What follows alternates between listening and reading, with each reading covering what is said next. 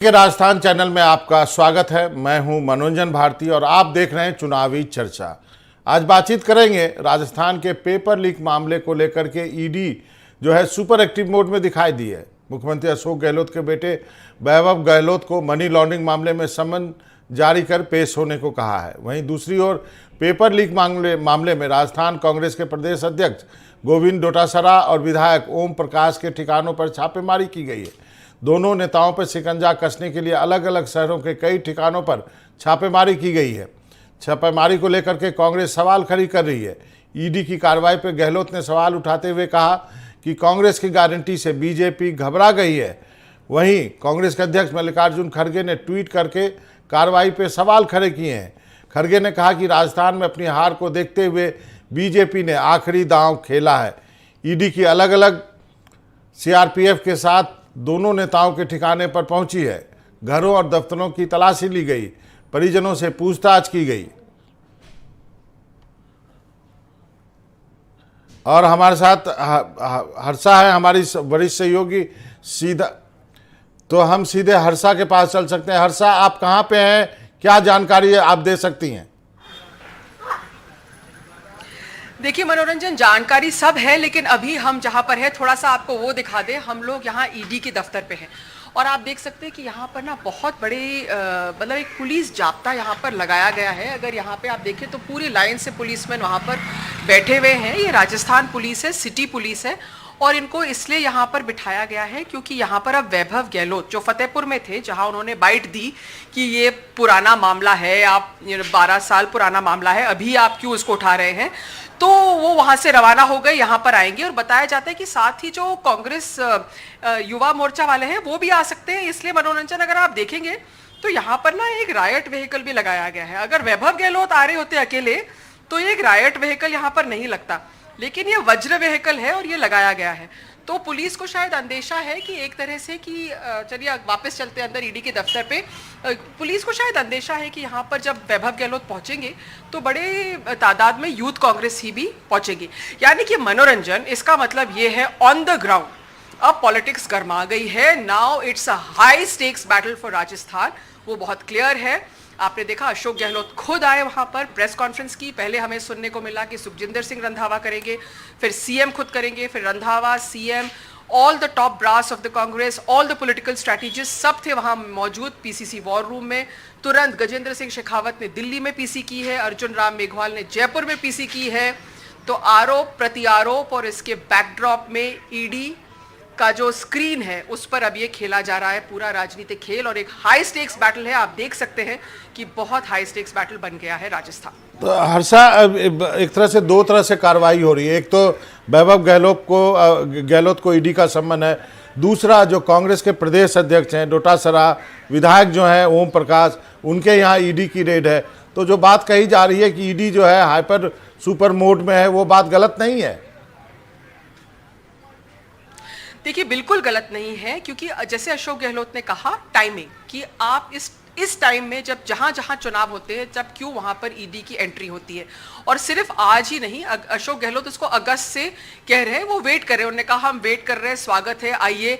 और उन्होंने कहा कि उनको मतलब कांग्रेस को क्लियर मालूम था कि ईडी उनके दहलीज तक, उनके घर की दहलीज तक पहुंचेगी, और आज उनके डोर स्टेप्स तक मनोरंजन पहुंच गई है। अशोक गहलोत के बेटे को समन किया है और सीधा कांग्रेस प्रेसिडेंट पर ईडी रेड हो रहा है। अशोक गहलोत ने खुद ने कहा है इसके बहुत बड़े मायने होते हैं। लेकिन थोड़ा सा अपनी व्यूअर्स की जानकारी के लिए मनोरंजन, मैं आपको ये बता दूं कि ये जो दोनों केस है ये अलग अलग है। आपने वैभव गहलोत को भी सुना होगा, उनका जो केस है वो 12 साल पुराना केस है।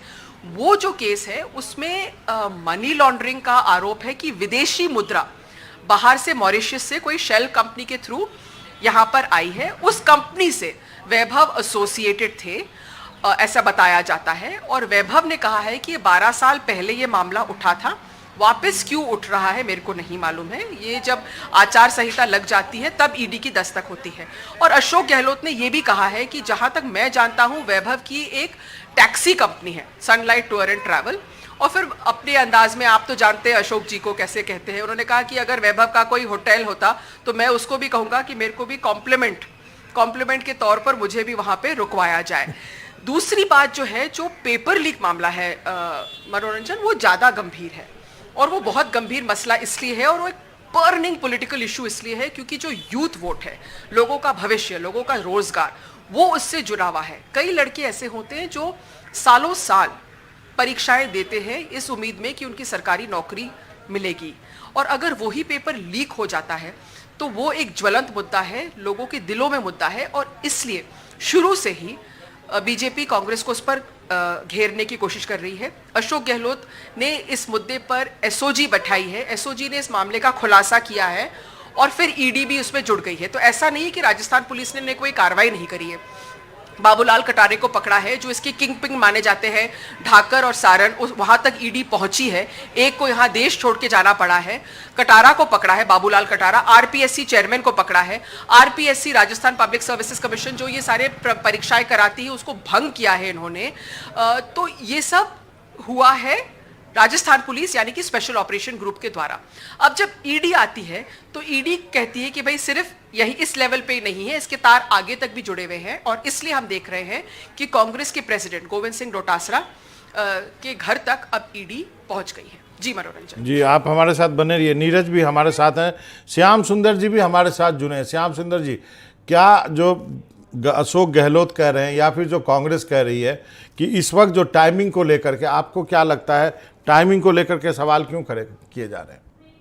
ठीक है मनोरंजन जी, टाइमिंग के लिए तो क्योंकि विधानसभा चुनाव है, मुख्यमंत्री जी कर सकते हैं, लेकिन कोई तो कृत ऐसा हुआ होगा जिसके कारण ईडी को एंट्री करनी पड़ी। ईडी बिना कृत करे हुए तो आई नहीं है। अब देखिएगा, हर्षा जी सही कह रही थी कि मुख्यमंत्री के बेटे का 12 साल पुराना मामला है। देखिए, कुछ दिन पहले करोड़ीलाल मीणा ने कहा था कि मैं तथ्यात्मक रूप से रिपोर्ट शिकायत करने जा रहा हूँ ईडी की, तो उन्होंने शिकायत की थी, उस आधार पर नोटिस दिया है। अब वो पूछताछ होगी, सही बात है। वो ट्रेवल कंपनी की खुद बात करते हैं कि ट्रेवल कंपनी में 25 लाख रुपए लगाए हुए थे, वापस ले लिए। बार बार जांच हो रही है, जांच होती रहेगी।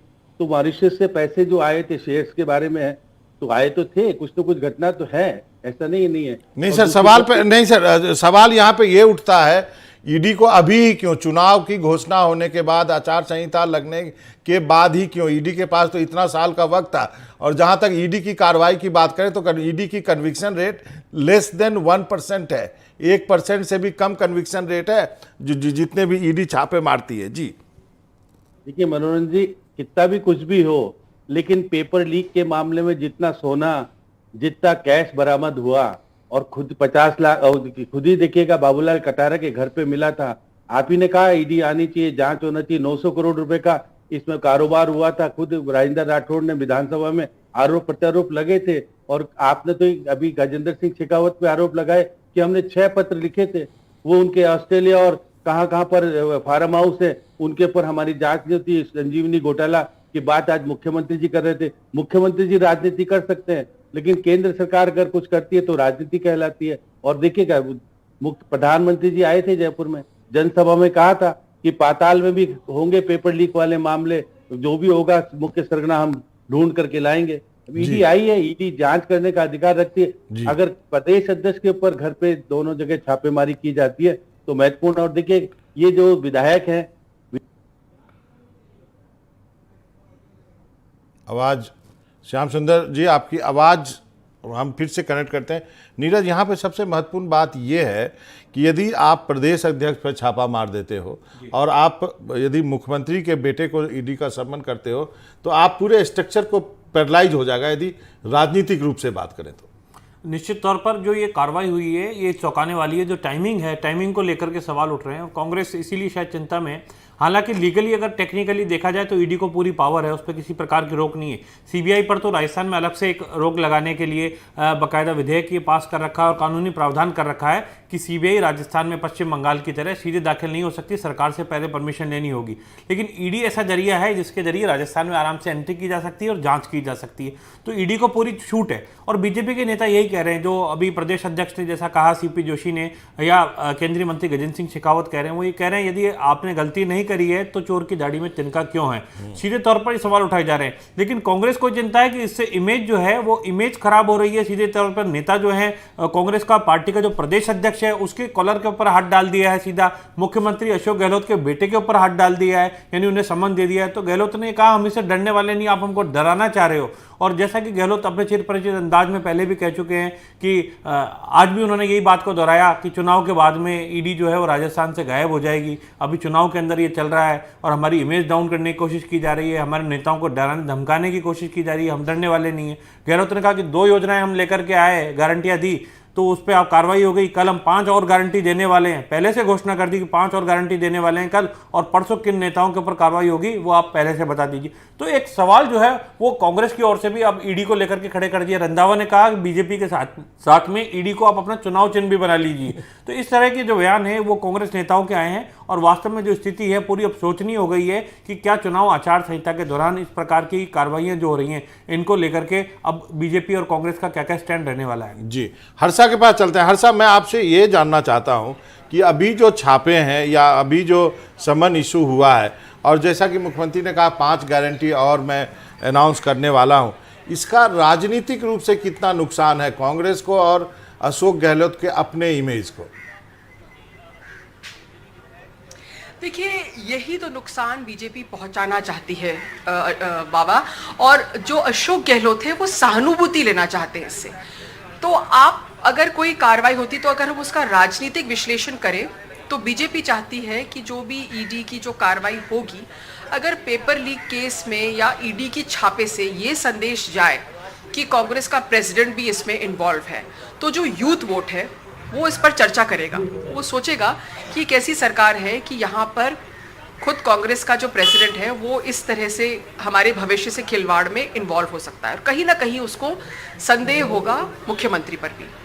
अशोक गहलोत ये कहना चाह रहे हैं आज की प्रेस कॉन्फ्रेंस से और शुरू से ही कि देखिए, हमने एसओजी ने ये साले मामले को उजागर किया, हम तह तक गए, हमने आरोपियों को पकड़ा है इसमें, और अभी जो कार्रवाई है उसका टाइमिंग आप देखिए, ये राजनीतिक रूप से प्रेरित है और लोगों को सहानुभूति है हमारे से। महाराष्ट्र में ईडी की कार्रवाई के कारण सरकार गिर गई थी, मिजोरम में, गोवा में, और वो कहते हैं कि जहां जहां चुनाव होते वहां वहां ईडी आती है। कर्नाटक में ईडी आई और हम जीते हैं, और उसी तरह से जिन जिन सीट्स पर ईडी आएगी वहां हम जीतेंगे। तो सिंपैथी वो ये लेना चाहते कि miss use of central agencies and sympathy, उन्होंने साफ बोला है गुंडागर्दी है, दादागिरी है।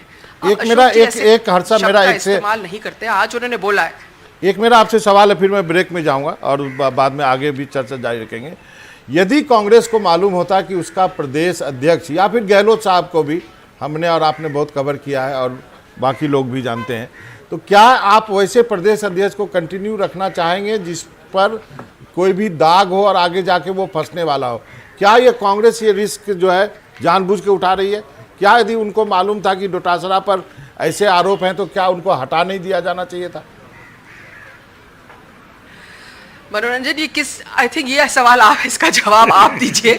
आप मेरे को पूछ रहे हैं कि वो डोटासरा क्यों बने रहे। देखिए, डोटासरा मेरे को नहीं मालूम है क्या अशोक जी के क्या चलता है, आप उनको ज्यादा जानते हैं मेरे से, लेकिन मैं एक चीज कह सकती हूँ, गोविंद सिंह डोटासरा अशोक गहलोत के आदमी हैं, उन्होंने सचिन पायलट को रिप्लेस किया है, जाट समुदाय से है, जाट समुदाय, जाट वोट बहुत निर्णायक है। अब बाकी सवालों का, आपका जो सवाल है उसके जवाब आप दीजिए। चलिए एक ब्रेक के लिए रुकते हैं, कहीं जाइएगा मत आप सब। और श्याम सुंदर जी, मैं भी आपके पास भी आऊँगा और 2 और मेहमान जुड़ने वाले हैं, हम इस पर चुनावी चर्चा में चर्चा जारी रखेंगे। वक्त है छोटे से ब्रेक। बात कर रहे हैं आज जो ईडी की रेड पड़ी है राजस्थान में और अशोक गहलोत के बेटे को जो समन दिया गया है उस पर। अब मैं जाना चाहूँगा श्याम सुंदर जी के पास। श्याम सुंदर जी, जो सवाल मैं हर्षा से पूछ रहा था कि यदि कांग्रेस को इस बात की आशंका थी तो उन्होंने डोटासरा को क्यों कंटिन्यू किया? क्या ये एक भूल हो गई या फिर उन्होंने एक पॉलिटिकल गैम्बल लिया है? देखिए, वो ये जान रहे थे कि अगर डोटासरा रहेंगे तो मैं अपने अनुरूप निर्णय करा पाऊंगा।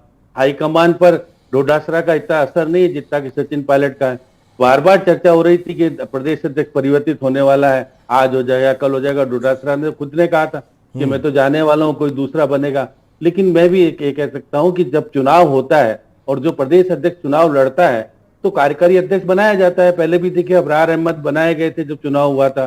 तो ऐसे में तो इनके पास है अभी भी कि भाई आप तो चुनाव लड़ रहे हो, जाओ हम कार्यकारी अध्यक्ष से काम चला लेंगे। तो अब देखिए ये तो बहुत सारे सवाल खड़े आज भी करे हैं, पुराने भी सवाल है कि अगर डोटासरा को बनाया कैसे गया और फिर उनको कंटिन्यू रखा गया 3 साल बाद भी।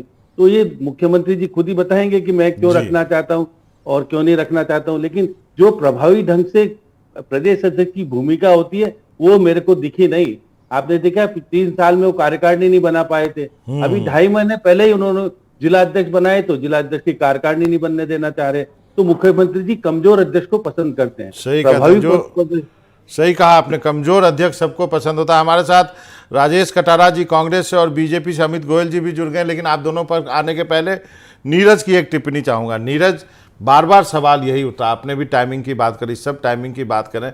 मेरा सवाल यही था कि आपने, यदि आपको मालूम था कि आपका प्रदेश अध्यक्ष फंस सकता है, इतनी बड़ी आपने ही जांच कराई थी, पैसे वगैरह भी हर जगह से बरामद हुए थे, लोग जेल में भी हैं, तो फिर आपको क्या नहीं होता कि इनको किनारे करके आप कोई फ्रेश चेहरा लेके आते प्रदेश अध्यक्ष? देखिए, सियासत में कई बार राजनीतिक मजबूरियां होती हैं।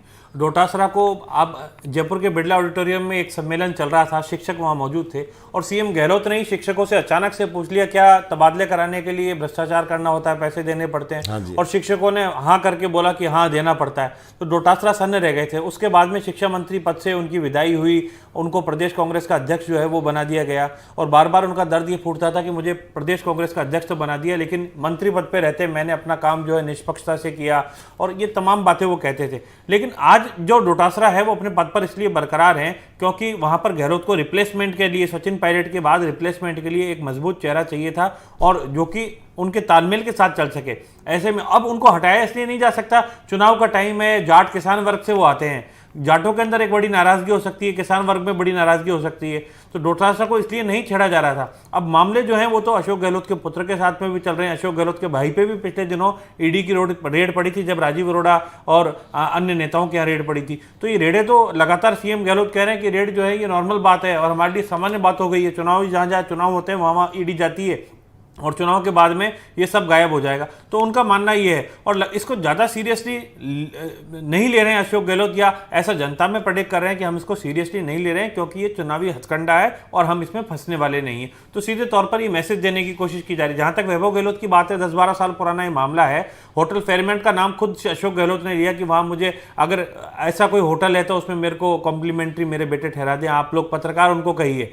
तो सीधे तौर पर उन्होंने मजाके लहजे में कहा, लेकिन उसमें एक टैक्सी कंपनी का मामला है और 25-1 लाख रुपए की पूंजी जमा थी और बाद में उस कंपनी से वैभव गहलोत अलग हो गए थे। उस कंपनी से अलग होने के बाद में कुछ बाहर से फेमा का जो केस है उसमें फॉरेन एक्सचेंज मनी संबंधित जो केस है उस मामले में नोटिस दिया गया है। ओम प्रकाश हुडला का जो भाई है ओम प्रकाश मीणा, उसको पिछले दिनों पकड़ा गया था एक डमी कैंडिडेट के साथ में एसएससी की परीक्षा देते वक्त सेंटर के बाहर से। तो उस मामले के अंदर जांच चल रही थी। ओम प्रकाश हुडला के 4 ऐसे नजदीकी करीबी, उनमें एक चार्टर्ड अकाउंटेंट भी है, उनके यहाँ पर भी ईडी के आज छापे पड़े। तो कुल मिलाकर के जांच पड़ताल जो है इसको गहराई तक ईडी लेकर के जाना चाहती है और माना यह भी जा रहा है अब इनकम टैक्स भी इसमें एंट्री कर सकती है। ठीक है, इनकम टैक्स की एंट्री होगी। लेकिन हम जो है, हमारे साथ दोनों मेहमान जुड़ गए, पहले कुछ प्रतिक्रियाएं हैं वो सुनवा देते हैं और फिर हम चलेंगे कटारा साहब और गोयल साहब के पास। पहले अशोक गहलोत और उसके बाद शेखावत साहब ने क्या बोला वो सुनाते हैं। 2 कल हमने घोषणा करी, गारंटी की, एक महिलाओं के लिए गृह लक्ष्मी योजना, एक हमने 500 रुपये गैस सिलेंडर का एक्सपेंस किया। ये चाहते हैं कि हम लोग कैसे महिलाओं को, पिछड़ों को, दलितों को, आम आदमी को राहत दें। कल किया और आज 2 जगह छापे पड़ गए और पीसी डिपेंड का छापे पड़ना मायने रखता है। एक पार्टी का मुखिया जिसको नोटिस भी नहीं दिया आपने, छापे पक्का पड़ते हैं। आप नोटिस दिया नहीं, कोई केस दर्ज नहीं, कोई शिकायत नहीं। कांग्रेस पार्टी, उसके नेता कोई घबराने वाले नहीं है, चाहे वो कितना ही ईडी का दुरुपयोग करे। हमारे यहाँ जो टीडी दल आता है उस सीटीडी जो पाकिस्तान से आता है टीडी दल, वो फसलों चट कर जाता है। ईडी इनकी फसलों को चट कर जाएगी। ईडी जो है ना बीजेपी की ऐसी हालत खराब करेगी, गांव गांव बात फैल जाएगी कि टीडी दल की तरह ईडी का उपयोग कर रहे हैं। आप समझिए। एसओजी और एंटी करप्शन ब्यूरो जो राजस्थान सरकार के मुखिया आदरणीय अशोक गहलोत साहब के अधीन काम करती हैं, गृह मंत्री होने के नाते और मुख्यमंत्री होने के नाते डायरेक्ट कंट्रोल एंड कमांड मुख्यमंत्री जी का है। जब मुख्यमंत्री स्वयं आगे चल करके इस तरह की क्लीन चिट अधिकारियों और नेताओं को दे रहे थे, तब कोई भी कार्रवाई निष्पक्ष रूप से इन एजेंसीज के द्वारा हो सकेगी, इसकी संभावनाएं राजस्थान के जनता के मन में समाप्त हो गई थी। राजस्थान का युवा ये मानता था। तो आप शेखावत साहब को सुन रहे थे। अब सीधे चलते हैं अमित गोयल जी, आपके पास आना चाहूँगा। मुख्यमंत्री ने कहा कि ईडी जो है वो टिड्डी की तरह है जो पाकिस्तान से आता है और फसल चट कर जाता है, क्या कहेंगे आप? देखिए मनोरंजन भाई, जिस तरह से आज मुख्यमंत्री जी ने डोटासरा जी के बचाव में प्रेस कॉन्फ्रेंस की है, तो मुख्यमंत्री जी शायद भूल गए आज के 2 साल पहले जयपुर में एक शिक्षक सम्मान समारोह, जिसके इस समय शिक्षा मंत्री डोटासरा जी थे और मुख्यमंत्री गहलोत जी के हाथों में शिक्षकों का सम्मान हो गया। मुख्यमंत्री जी ने जोश जोश में उन शिक्षकों से पूछा या जानबूझकर पूछा या डोटासरा जी की स्थिति खराब करने के लिए पूछा, उन्होंने शिक्षकों से मंच से पूछा कि भैया ये बताइए कि आपको ट्रांसफर पोस्टिंग के लिए पैसे तो नहीं देने पड़ते? तो वहाँ शिक्षकों ने एक स्वर में उस समय की शिक्षा मंत्री डोटासरा जी मुख्यमंत्री जी के सामने कहा कि हाँ हमको पैसे देने थे। तो डोटासरा जी के उस समय पर मुख्यमंत्री जी को समझ में आ गया। अब आ जाइए आप आज मुख्यमंत्री जी के बयान पर। आप ये बताइए मनोरंजन भाई, राजस्थान के अंदर 19 पेपर, ठीक है, आप बताइए आरपीएस की मेंबर है राजकुमारी शर्मा, आरपीसी की मेंबर थी, उनके भाई नरेंद्र पोसवाल और वहां के अकाउंटेंट सज्जन सिंह गिरफ्तार हुए 25-25 लाख रुपए लोगों को लेकर पास कराने के एवज। राजस्थान के एसीबी ने गिरफ्तार किया। गोपाल कांग्रेस सरकार के मंत्री 18.5 लाख रुपए रिश्वत लेते गिरफ्तार हुए एग्जाम में पास कराने के एवज को लेकर। और जब राजस्थान में पेपर लीक हो रहे थे, माननीय मुख्यमंत्री जी ने लगातार अपने अधिकारियों को। अमित गोयल साहब एक मिनट मैं आपके पास आऊंगा। आपके बैंडविड्थ में कुछ समस्या हम दोबारा ठीक करते हैं, तब तक मैं राजेश कटारा जी, आप क्या कहेंगे? बीजेपी का आपने शेखावत साहब को सुना, उन्होंने कहा कि आप अपनी ही जांच बैठाते हो, खुद ही जांच करते हो, उससे जो है वो ईमानदारी से जांच कहाँ होगी? जी सर, ईडी के आजकल मायने ही बदल चुके हैं। ईडी मतलब इलेक्शन ड्यूटी। जिस तरीके से कार्रवाई हो रही है, हमारे प्रदेश अध्यक्ष डोटासरा जी कितने दिन से प्रदेश अध्यक्ष हैं? क्या आचार संहिता लगने के बाद ही इनको ये बात मालूम चली कि आज छापा पड़ना वहां पे? अभी मुख्यमंत्री जी के सुपुत्र हैं वैभव गहलोत जी, उनको आज ही नोटिस देना था इनको। इस तरह से आज क्लियर हो गई है ये बात कि बीजेपी ने अपनी हार स्वीकार कर ली है। बीजेपी हार से बौखलाहट भरी कार्रवाई कर रही है। जिस तरह से कार्रवाई हो रही है, अगर इतना काम ये जनता की सेवा में करते तो आज इनको ईडी का सहारा नहीं लेना पड़ता कहीं भी। आज आप देखिए, कोई इन्होंने काम किया नहीं। इस तरह से जुमलों से और ईडी के सहारे सरकार बनाना चाहते हैं। राजस्थान की जनता देख रही है, राजस्थान की जनता की नजर है इन लोगों पर। तो किस तरह का कृत्य करके ये लोग राजस्थान में वापस आना चाहते हैं। और चुनाव से पहले जिस तरह से इनका टिकट वितरण हुआ है, जिस तरह से इनका सिर फटंबल हो रहा है, उसको देखते हुए सब लोग समझ रहे बगैर सरकार के ये लोग लड़ रहे हैं। आज अगर कांग्रेस में किसी तरह की लड़ाई होती है तो वो तो चलती है, तो हमारी सरकार है। इनके बगैर सरकार के इस तरह की कार्रवाई हो रही है, आपस में लड़ रहे हैं। जी, आप बताइए किस तरह से दुरुपयोग हो रहा है इनके। हमारे यूपीए के शासन काल में 10 साल के अंदर सिर्फ 112 ईडी के छापे पड़े, जिनमें 93% चार्जशीट दाखिल हुई। इनके कार्यकाल में 3010 ईडी के जो छापे पड़े हैं, जिसमें कार्रवाई सिर्फ कितनी हुई है? 29% कार्रवाई चार्जशीट दाखिल हुई है। नहीं, वो बात आपकी सही है, लेकिन यदि सवाल तो वही है ना, लोग कह रहे हैं कि यदि आपने कुछ नहीं किया तो आप क्यों डर रहे हैं? चोर की दाढ़ी में तिनका वाली बात अब जो है आपके बारे में कही जा रही है। हो जाने दीजिए जांच, दूध का दूध पानी का पानी हो जाएगा। सर हम चुनाव में व्यस्त हैं, हमारे कार्यकर्ता चुनाव में व्यस्त है, हमारे नेता चुनाव में व्यस्त हैं। ये चाहते हैं उनका ध्यान भटकाया जाए, जनता का ध्यान भटकाया जाए। आज से पहले क्यों उन्होंने कार्रवाई नहीं की? 10 दिन पहले कार्रवाई कर देना। आज तक के इतिहास में 75-80 साल के इतिहास में आप बता दीजिए कभी इस तरह से कोई कार्रवाई हुई हो तो। सरकार हमने भी चलाई है, केंद्र में चलाई है, राज्य में चलाई है, पूरे भारत में एक छत्र शासन था कांग्रेस का। आप बताइए अगर ये जिस तरह से कार्रवाई कर रहे हैं आज, मतलब बेमनस्ता की, बदले की भावना की जो कार्रवाई कर रहे हैं, सही है, उस चलिए। तरह से कार्रवाई कभी की कांग्रेस ने? एक उदाहरण दे दीजिए आप जिस तरह से ये लोग कर रहे हैं। जी राजेश जी, आपका पॉइंट चाहते हैं लोग, आपका पॉइंट समझ गया। अब देना चाहते हैं जनता को सर। सही, आपका पॉइंट समझ गया। अमित गोयल जी, आप क्या कहना चाहेंगे इसका जवाब में? आरती जी, मैं क्या प्रश्न हमारे मित्र ने पूछा, इनका आवाज इसको हो रहा है, आप पूछ लीजिए, मैं आपको जवाब दूंगा। जी इन्होंने क्या, ये मेरे से बात पहुंची है, आप मुझसे पूछिए, मैंने क्या पूछा ना, जवाब देता हूं। जी बताइए बताइए, इसका जवाब तो दीजिए। इनका कहना है कि आप बदले की भावना से कर रहे हैं। आपको मालूम है कि चुनाव है, सब चुनाव में व्यस्त हैं, आप उनके चुनाव को डिस्टर्ब कर रहे हैं, ये कहना है कांग्रेस का। देखिए मेरा ये कहना है, कांग्रेस का देखिए ये मतलब नहीं है, महत्वपूर्ण ये है कि राजस्थान के 70 लाख बच्चों के साथ में अन्याय होता है। जब कोई बच्चा परीक्षा की तैयारी करता है, एक दिन में नहीं होती है, और वो दिन रात मेहनत करके अपनी नींद को काटकर, अपने सपनों को काटकर, अपनी सामाजिक व्यवस्थाओं को छोड़कर और परीक्षा की तैयारी करता है। माँ बाप अपनी काली कमाई कर पैसा उन बच्चों पर लगाते हैं कि मेरा बच्चा पढ़ लिख कर भी बनेगा और हमारे परिवार की आर्थिक स्थिति को सुधारेगा। उन बच्चों के साथ जब अन्याय होता है, उन बच्चों के साथ जब इस तरह की पेपर लीक की घटनाएं होती है, क्या भारत सरकार अगर इस मामले में उन बच्चों को न्याय दिलाने का प्रयास कर रही है तो क्या बदले की कार्रवाई बताएंगे? अरे आप तो मुझे ये बताइए कि जब इतने लगातार पेपर लीक हो रहे थे, मुख्यमंत्री जी ने किस आधार पर बार-बार ये कहा कि हमारे राजनेताओं का और अधिकारियों का इससे कोई संबंध नहीं है? और जब ये संबंध सब सामने आ गया, बाबूलाल कटारा किसके आदमी थे, डीपी जारोली किसके आदमी थे, राजकुमारी शर्मा जो आपकी आरपीएफ ठीक है, ठीक है, भाई जब पकड़ा गया। ठीक है अमित जी, आपकी बात सही है। आप अपने आप को डिस्टेंस कर रहे हैं ईडी की कार्रवाई और आप बीजेपी अपने। श्याम सुंदर जी, आपसे अब आपके पास आता हूं। सबसे पहले तो मुझे उस पर प्रतिक्रिया चाहिए जो मुख्यमंत्री जो अशोक गहलोत को आपने सुना कि किस तरह ईडी की तुलना टिड्डी से कर दी है।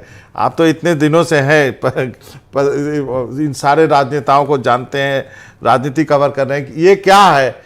ईडी टिड्डी पाकिस्तान से आता है, सब कुछ तहस नहस करके चला जाता है। इसकी कुछ व्याख्या कीजिए हमारे साथ। देखिए मनोरंजन जी, मुख्यमंत्री जी टिड्डी से कर रहे, टिड्डी तो सफाया कर देता है आकर के। अब सफाया किस चीज का करेगा मुझे नहीं पता।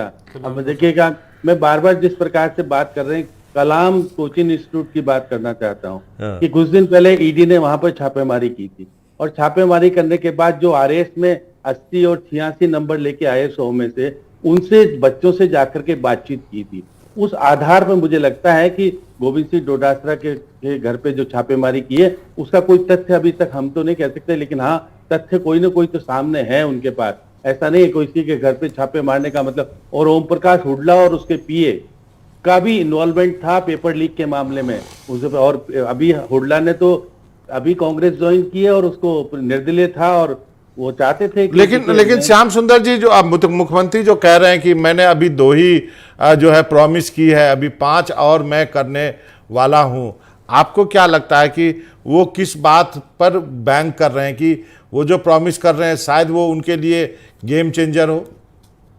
देखिए, गारंटी तो उन्होंने 11 पहले भी दे रखी है, अब 2 दे दो चाहे 7 दे दो, गारंटी देने का इससे क्या मतलब है, मेरे समझ में नहीं आ रहा। अगर घटना नहीं हुई है, अगर पेपर लीक नहीं होता और बाबूलाल कटारा गिरफ्तार नहीं होता, देखिए एक गोपाल केसावत भी था जो आपको घुमंती उसका बोर्ड का चेयरमैन हुआ, पूर्व चेयरमैन था, उसको केस से क्यों बाहर कर दिया गया जब उसने आरोप देखिए मुख्य सचिव जो हमारे निरंजन आर्य हैं, उनकी पत्नी और कुमार विश्वास की पत्नी पर लगाए थे कि 18 लाख रुपए मैं उन तक पहुंचाता था, उसको केस से बाहर क्यों किया गया? बहुत सारे सवाल अंदर से हैं। और देखिए, निश्चित रूप से करोड़ीलाल मीणा का यहाँ पर तथ्यात्मक रूप से उन्होंने रिपोर्ट दी है, और ओम प्रकाश हुड्डा और उन दोनों के बीच में राजनीतिक द्वेषता तो पुरानी चलती आई है।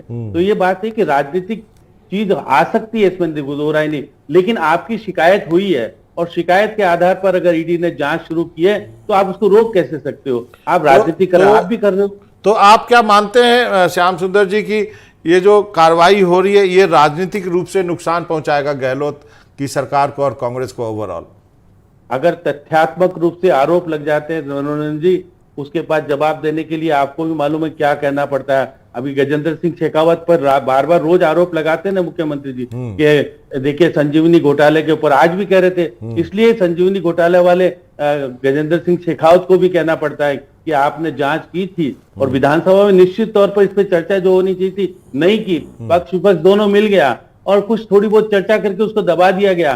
तथ्यात्मक रूप से रिपोर्ट वहां पेश ही नहीं हुई कि क्या क्या 900 करोड़ का मामला हुआ था। रीट वाला पेपर मामला तो अभी खुलेगा तो पता नहीं कहां तक। सुभाष गर्ग जो अभी देखिए अभी भी मंत्री हैं और लोकदल से आते हैं, उनके ऊपर आज जाएगी। और राजीव गांधी स्टडी सर्किल का अगर आएगा तो जाडोली को क्यों निकाला गया जो चेयरमैन था बोर्ड का। तो ये सब चीजें हैं। अगर ईडी तह तक जाएगी तो निश्चित रूप से कुछ लेके आएगी, और लेके आएगी तो देखिएगा जिस तरह से हो रही है, अब नोटिस दे करके आपके प्रदेश अध्यक्ष को बुलाया जाएगा। ऐसा अगर बुला सकते हैं, क्योंकि आप देखा था कि राजेंद्र गुड़ा ने 2 दिन पहले ही कहा था कि मैं गांधी डायरी, जो देखिए लाल डायरी, तो वो गांधी डायरी की लाल डायरी कैसे बनी, जो फोटो स्टेट है उसको लाल डायरी में कन्वर्ट, उसमें पुत्र, मुख्यमंत्री के पुत्र और सारे कारनामे हैं, और मैं ईडी के पास जाने वाला हूं, और मुख्यमंत्री की जेल का उसमें संदेश है। बहुत सारी चीजें हैं। देखिए राजनीतिक परिप्रेक्ष्य में अगर चीजें खुलेगी और ईडी के पास शिकायतें जाएगी तो जांच बिगड़ेगी। उस दिन कुछ दिन पहले आपने गणपति प्लाजा में जो लॉकर्स खुले थे उसमें भी सोना निकला और पैसा निकला। तो ये सब चीजें हैं। राजस्थान में ईडी ने कुछ प्राप्त करने के लिए नहीं किया है, उनके पास तथ्य हैं, उसकी जांच हो रही है। अब जांच में कौन दोषी आएगा कौन नहीं आएगा, थोड़ा इंतजार करने की जरूरत है। आप और हमारे पास तथ्य होते तो हम जाकर कह देते ये होता है। लेकिन जिस प्रकार का माहौल देखा, आज हर्षा जी ने बताया कि भाई देखिएगा मुख्यमंत्री के पुत्र जा रहे हैं तो किस तरह का माहौल है। तो देखिएगा आपका ही राज्य है और यहाँ पर हमारे यहाँ तो ईडी रहती है, और मुख्यमंत्री जी गए छत्तीसगढ़ में तो किराए का मकान लेकर ईडी रह रही है। तो हमारे यहाँ तो उनका ऑफिस है, से जांच भी होती रहेगी और चुनाव भी होंगे। चुनाव में जब 3 तारीख को परिणाम आएगा तो सामने आएगी सब बात। जी नीरज, मैं अब सवाल वही है कि सबसे बड़ा सवाल ये है कि ये जो कार्रवाइयाँ हो रही है उससे राजनीतिक रूप से, क्योंकि अब इलेक्शन का टाइम है, लोगों को टाइम नहीं है। अब आप प्रदेश अध्यक्ष के कर दो, जो कांग्रेस के प्रवक्ता कह रहे हैं कि हम चुनाव में जा चुके हैं, आप हमें डिस्टर्ब कर रहे हो। क्या आपको लगता है कि कांग्रेस को इससे नुकसान पहुंचेगा? एक देखिए, निश्चित तौर पर सीएम गहलोत ने जो बात कही है टिड्डी की और फसलों की, वो चुनावी फसल की बात है। उन्होंने साफ तौर पर दर्शा भी दिया है कि चुनावी जो फसल लगी हुई है अब इसको काटने का वक्त आ गया है, और उससे पहले अगर ये टिड्डी आ गई तो ये फसल जो है ये चौपट हो जाएगी। तो ये चिंता जो है वो सरकार को भी है, और बीजेपी को यही मैसेज देने की कोशिश की है कि ये आपकी फसल बर्बाद होगी, इससे हमारी फसल बर्बाद नहीं होगी। क्योंकि राजस्थान की जनता में ये मैसेज चला जाएगा कि आपने एक किसान के बेटे के यहाँ कार्रवाई कर दी, आपने एक जाट समाज के नेता के यहाँ कार्रवाई कर दी, और वो प्रदेश कांग्रेस के अध्यक्ष भी हैं। तो सीधे तौर पर मैसेज देने की कोशिश यह की जा रही है कि आप ईडी को राजस्थान से दूर रखें, बार बार चुनाव के टाइम नहीं लेके जाएं। लेकिन इसमें पॉलिटिकल इन्वॉल्वमेंट है, साफ तौर पर नजर आता है, क्योंकि बीजेपी के खुद सांसद जो हैं किरोड़ी लाल मीणा, वो ईडी में लगातार शिकायतें कर रहे हैं। उनके कहने पर, उनकी निशानदेही पर ईडी कार्रवाई कर रही है। तो निश्चित तौर पर यह तो साफ है कि पॉलिटिकल इन्वॉल्वमेंट इसके अंदर शामिल है। लेकिन ईडी को अगर लीगली हम बात करें, टेक्निकली बात करें, तो कार्रवाई का अधिकार है, क्योंकि वो एक निष्पक्ष जांच एजेंसी है और भारत सरकार से उसको पूरी परमिशन है। सीबीआई यहां पर जांच नहीं कर सकती। बहुत सारे ऐसे मामले हैं जहां पर ईडी का आना चौंकाने वाला मिलता है, क्योंकि वहां सीधे सीधे ईडी की जगह कुछ दूसरी एजेंसियों को शायद जांच करनी चाहिए थी, लेकिन वहां पर ईडी आ रही है, क्योंकि एक रास्ता केवल ईडी का ही बचा है केंद्र के पास में राजस्थान में जांच करने के लिए। शायद इसीलिए बार बार ईडी को भेजा जा रहा है और अलग अलग मामलों की परतें खुलवाई जा रही है। और जब भी कोई बड़ा इवेंट कांग्रेस पार्टी करती है, जैसे कि अभी प्रियंका गांधी आई, 2 बड़ी योजनाएं और घोषणाएं कर दी, तो वोट बैंक सीधे सीधे प्रभावित होने की जहां लगता है, तो ऐसे में फिर ये कार्रवाई जो होती है ये डैमेज कंट्रोल की कार्रवाई के रूप में देखी जा रही है कांग्रेस पार्टी की ओर से। हालांकि बीजेपी का ये कहना है कि ये जो कार्रवाई हो रही है इससे डरना नहीं चाहिए, निष्पक्ष रूप से कार्रवाई हो रही है, दूध का दूध पानी का पानी हो जाएगा, एक निष्पक्ष जांच एजेंसी है वो अपनी कार्रवाई है। तो उनका कहना जो है वो सीधे तौर पर एक सरकारी बयान की तरह है या पार्टी के बयान की तरह है कि साहब जो कार्रवाई हो रही है ईडी की वो एक सीमित दायरे के अंदर हो रही है, और इसकी जांच जो है इन्वेस्टिगेशन, इसमें समय लगता है, धीरे धीरे जांच में सामने। लेकिन चुनाव के टाइम में इन कार्रवाइयों से पब्लिक में जो परसेप्शन बनता है वो परसेप्शन काफी महत्वपूर्ण है कि परसेप्शन क्या बनता है। यानी कि हमने देखा था पंजाब में भी ऐसा ही हुआ था, चीफ मिनिस्टर के यहाँ छापे पड़े थे और बहुत उसका। हम भी राजेश कटारा जी के पास चलते हैं। राजेश कटारा, इसका कोई काट है आपके पास?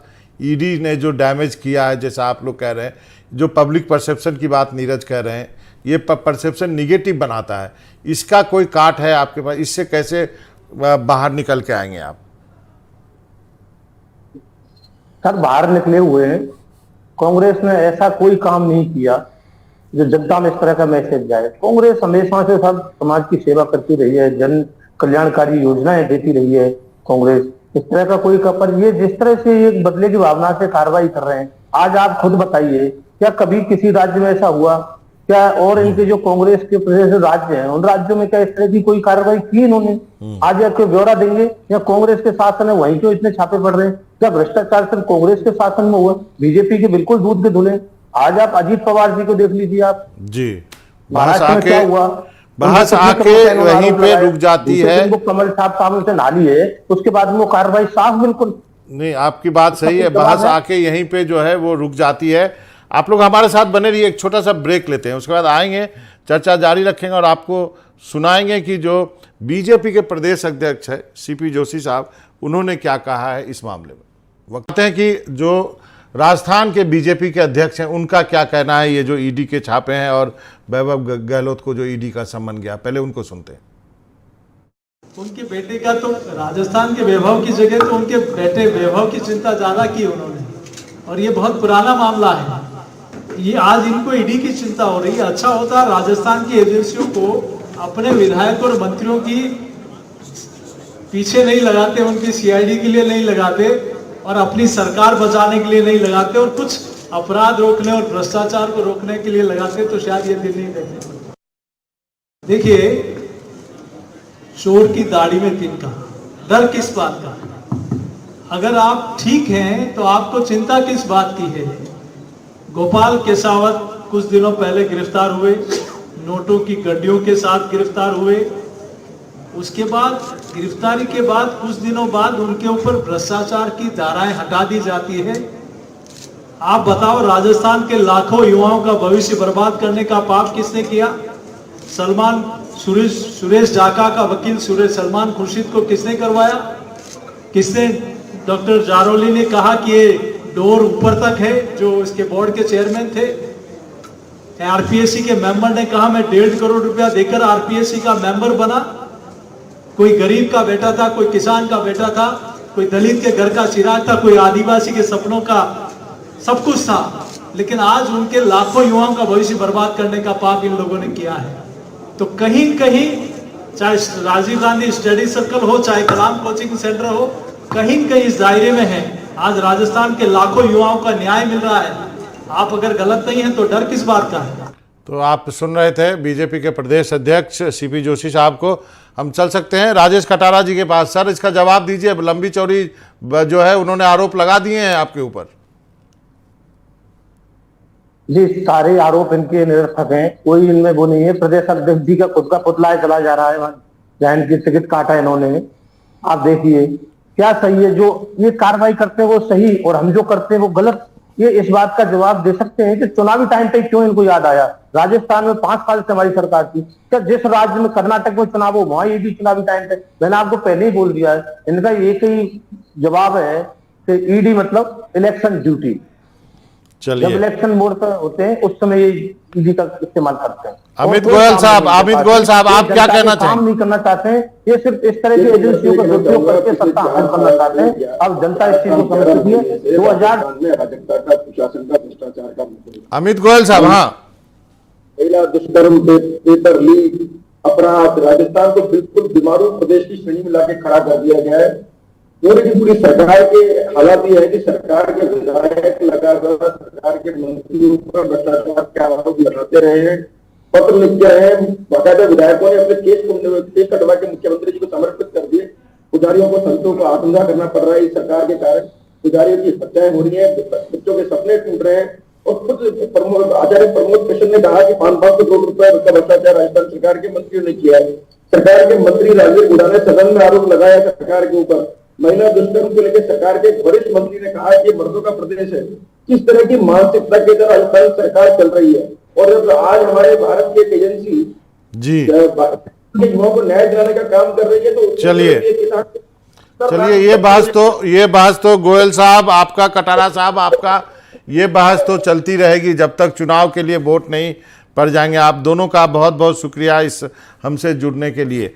नीरज, यहाँ पे आपको लेके आता हूँ। अब जो बात हम बातचीत कर रहे थे कि अब बीजेपी अब एक अलग समस्या से जूझ रही है, वहाँ पे जो टिकट वितरण के बाद पैदा हुई है, डैमेज कंट्रोल कर रही है। कांग्रेस ने किसी तरह, गहलोत साहब सफल रहे अपने लोगों को टिकट दिलवाने में, इस बात की भी सच्चाई है। टिकट बंटवारे को लेकर के जितना झगड़ा अशोक गहलोत और सचिन पायलट के बीच में दिखना चाहिए था, वो दिखा नहीं लोगों में, है। दोनों में कहीं ना कहीं एक सहमति हुई, खुल के यदि झगड़ा हुआ भी तो बाहर नहीं आया, मीटिंग में हुआ होगा, अपने अपने कैंडिडेट को टिकट मिल गया, दोनों खुश हो गए। अब ये जो मामला आया है, ये इसको लेकर के जरूर अशोक गहलोत चिंता में होंगे, और वो जो 5 गारंटी और की बात कर रहे हैं, क्या वो आपको लगता है कि उन गारंटियों का अब असर होने वाला है? देखिए, सीधे तौर पर गहलोत और पायलट गुट जो हैं, अब आप अपने आप में जब आलाकमान ने पैचअप करा दिया, एकजुट होने की पूरी कोशिश कर रहे हैं और दिखा भी रहे हैं आम पब्लिक के अंदर। सचिन पायलट ने आज एक ट्वीट किया है और उनका ट्वीट वास्तव में पढ़ने लायक है। उन्होंने आगे बढ़ करके लिखा है, मुख्यमंत्री अशोक गहलोत के पुत्र वैभव गहलोत के यहाँ कार्रवाई की गई, हमारे प्रदेश अध्यक्ष डोटासरा जी के यहाँ कार्रवाई की गई, इससे हम लोग डरने वाले नहीं है, कांग्रेस कार्यकर्ता झुकने वाला नहीं है। सचिन पायलट लीड करने वाले नेता हैं और वास्तव में उनकी इस बात को सराहना करनी चाहिए कि बुरे वक्त में वो है अपने नेताओं के साथ आकर के खड़े होते हैं। तो उन्होंने सीधे तौर पर एक मैसेज देने की कोशिश की है। 5 गारंटियों की बात करें, 5 गारंटी सीएम अशोक गहलोत और लेने वाले हैं। जिस तरीके से ये 2 गारंटियां दी, अब इसमें एक तो मध्य प्रदेश के बाद छत्तीसगढ़ की तर्ज पर एक योजना की घोषणा, एक कर्नाटक की तर्ज पर जो है योजना की घोषणा, गोबर और गौमूत्र जो है उसको खरीदने के लिए किसानों से और महिला परिवारों से खरीदने के लिए योजनाएं, महिलाओं के लिए कुछ घोषणाएं और कर सकते हैं। इसके साथ ही सीधे तौर पर अशोक गहलोत जो है वो राजस्थान में ऐसी योजनाएं जो हैं वो आगे सपने या फिर कह सकते हैं कि हम विजन दिखाना चाहते हैं लोगों को कि यदि हमारी सरकार वापस रिपीट होती है तो हम आम जनता के लिए ये कुछ करके दे देंगे। यानी पूरा पिटारा खोलना चाहते हैं ताकि कोई कमी पेशी नहीं रह जाए चुनाव में वापस आने के लिए। जितना कर सकते हैं हद से ज्यादा उन्होंने बढ़कर के पहले ही कर दिया है और फिर वो ऐसी घोषणा करेंगे और सीधे तौर पर मैसेज देंगे कि हम इससे रुकेंगे नहीं, कार्रवाइयों से डरेंगे नहीं। चलिए देखते हैं क्या होता है उन घोषणाओं का असर। फिलहाल तो थोड़े संकट में दिख रहे हैं, लेकिन चुनाव है, ये सब चलता रहता है। मजे हुए खिलाड़ी हैं, सबकी निगाहें हैं कि इस बार राजस्थान में रिवॉल्विंग डोर पॉलिसी जो है वो खत्म हो पाती है या नहीं। आपका नीरज बहुत बहुत शुक्रिया। आगे बढ़ते हैं। राजस्थान चुनाव के मद्देनजर हम रोज एक जो है आपको दिखाते हैं, एक जिले की चर्चा करते हैं। आज दौसा की बात करते हैं, जहां यह पूर्वी राजस्थान का छोटा सा लेकिन अहम जिला है। 5 विधानसभा की सीटें हैं यहाँ पर, और जहां पर 4 पर कांग्रेस और 1 पर निर्दलीय का कब्जा है। देवेंद्र सिंह जी हमारे साथ जुड़ गए, हमारे सहयोगी। बताइए आप देवेंद्र सिंह जी इस दौसा के राजनीतिक समीकरण के बारे में। देवेंद्र सिंह जी आप बताइए दौसा के राजनीतिक समीकरण के बारे में। अब जो टिकट वितरण के बाद क्या स्थिति बनी है?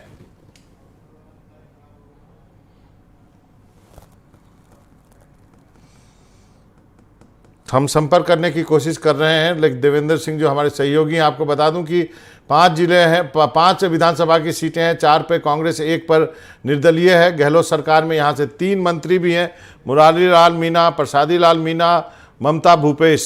इसके अलावा जो है सचिन पायलट खेमे के गजराज खटाना बांदाकोई से विधायक है। तो ये जो इलाका है दौसा का, आपको बता दूं कि दौसा वो इलाका है जहां एक समय में जो है वो राजेश पायलट जो है लोकसभा में यहाँ से चुन के आते थे, और ये पायलट परिवार का एक समय गढ़ माना जाता था।